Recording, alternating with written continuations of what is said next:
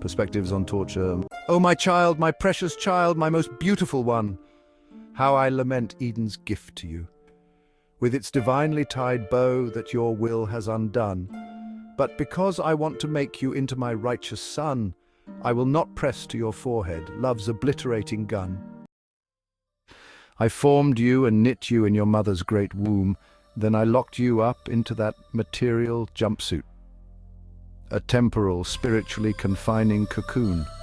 Then I gave you a little space to freely roam about, to work out your inheritance in my mechanical room.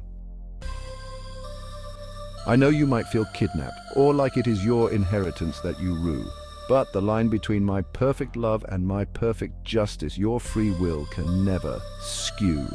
Knowing that a ransom price ultimately needed to be set, I wrote a long ransom note for all of creation to see.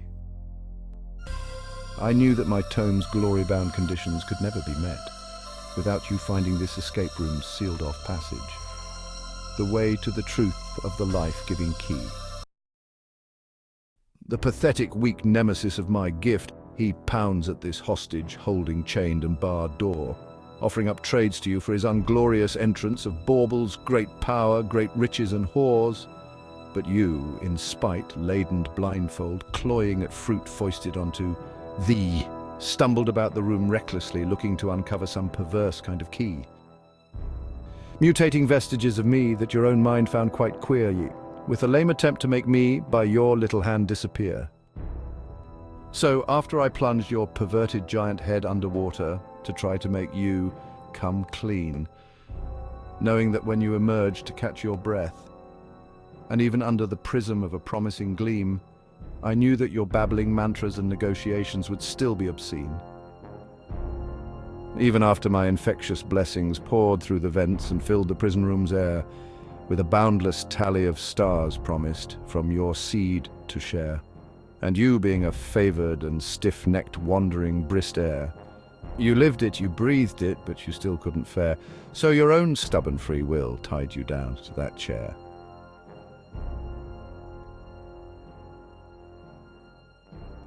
And the nemesis, he knocks and knocks and knocks at the door. When one of my bondservants yanked off your blindfold to aim your face at my penetrating light, you slammed your eyes shut and continued on yet again with your non-compliant and free-willing fight. The pounding and pounding, it still echoed through the stark, lonely, ever-tempting place, with the nemesis loudly hissing, "Come now, give me that key, so I can see your face.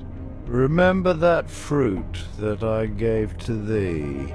I have more of it for you to taste. Come now, let me." Now, my light was so hot, so near and so bright, that it gave to your free will an uncomfortable plight, a searing penetration that you just couldn't stand, so you covered your eyes with the palms of your hands. Still the pounding at the door continued to commence, with the wantonness from that key-begging nemesis growing ever so much more wicked and intense. Now I had to tie your arms tightly down to your side. 10 non-slacking raps to them I strictly applied. For not accepting my light, I continued to chide, but your eyes slammed tightly shut yet again. And now, because of your ingenerate pride, the pounding at the door, it would not subside.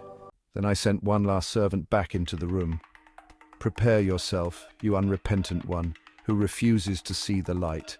For my master is coming very soon into this very rebellious room. Because of your stiff-necked nature and your helpless pride, your willfully closed eyes will soon be pride-wide. But you still heeded not what my proclamation shed, and the gift danced a dance around my good servant's head. So I gloriously came into the room myself, and I mercifully pried your eyes opened wide. With unblemished tape and my own blood-drenched gauze, my elixir-like remedy transmuted your brow, leaving a crosswise resurrected remnant of my kingdom endowed. The nemesis wasn't going to get to see your uniquely made and wonderful face. Not if you would finally see my key and accept its unlocking, loving atonement called grace. Oh, how I wanted you to finally see my cleansing, forgiving, regenerating light. Oh, how I wanted to watch my angels dance all around me, clapping and praising in raptured delight. Oh, how I wanted to grab you about, get inside of you, and then gracefully turn you inside out. But you turned your head away. You still refuse to see, and the evil one pounding at the door. Well, you handed to him your kingdom's key. Oh, my gift, my precious gift, how it is tormenting me.